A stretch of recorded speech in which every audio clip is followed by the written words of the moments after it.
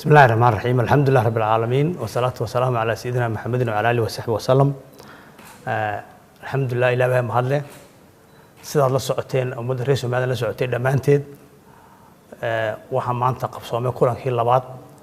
السدح ده قدومي حسبي يعني وبجوجها مثل كحيان هان أي سكوي معدين يضل له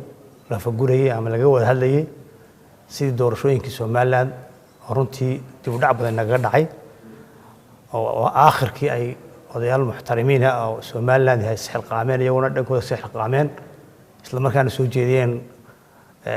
go'aamo soo jeediyeen sidii hawsha hor loogu sii dhaqaajin lahaa in doorashadii sida ugu dhaqsaha badan lagu suurtagalsan inuu qabsoonto sida madaxweynuhu shalayba uu kaga dhawaaqay khudbadii uu ka jeediyay carwadii warshadleyda Soomaaliland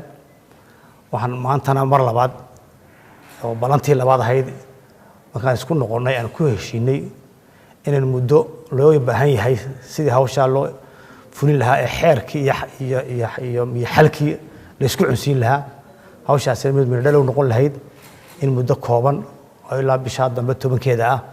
aan ka baaran degno oo hawsha dhameystirkeeda sidii loo dhameystir lahaa loona horan loogu socon lahaa hawshaasi qodobadii ay soo jeediyeen duqeydeenu loo fulin lahaa ayaan ku wacansanay ilaa bisha 10keeda hawsha inta ka horeysa insha Allah laga guro maartay xarkaha laga guro qodaha laga guro labada gudoomiye oo nala qaateen runtii taasna ku baaqayna waxaan naga sida shalay madaxweynuhu horti shacabka horti farinta ugu diray waxa naga go'an in dhamaantayo in wixii hore dhacay uu dhacay wixii dib u dhacayo soo dhacay uu dhacay laakiin in maanta laga bilaabo aanu diyaar garowno si doorashada ku qabsoomi lahayd oo ah takaliya ee maanta Soomaaliland ku badbaadiso السلام عليكم ورحمة الله وبركاته. بسم الله الرحمن الرحيم وصلى الله على سيدنا محمد وعلى آله وصحبه أجمعين. سأكون رقبتين waxaan maanta yeelanay kulankii labaad labada gudoomiye xisbi madaxweynaha iyo madaxweyne ku-xigeenku si aan hore ugu sii wadno sidii doorashaduna u qabsoomi lahayd soo jeedintii odayaashana loo dhaqan gelin lahaa markaanu aragnay hawsha culeyskeeda waxaanu isla garanay inay u baahan tahay waqti hawsha lagu fuliyo si qodobadii loo fuliyo marka waxaan isla qaadanay in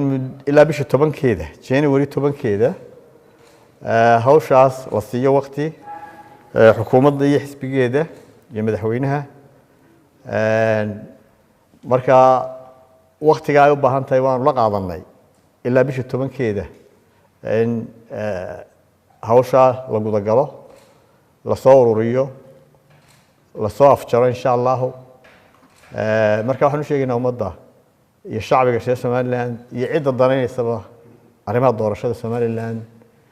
in bisha 10keeda insha Allah aan filayno war ummadda iyo shacbiga ka farxiya inoo horseeda in doorashooyinkii inoo qabsoomaan qodobadana insha Allah ay sidii loo fulin lahaa ay noqoto maalin aynu ku baaqno hadii Ilaahay ka dhigo. Assalaamu alaykum warahmatullahi wabarakatuh. Si aad joogto ugu hesho wararka iyo barnaamijyada telefishinka codka bariga Afrika fadlan iska diiwaan geli channelkayaga YouTube-ka ama dooro bogaggayaga baraha bulshada ee Facebook iyo Twitter-ka.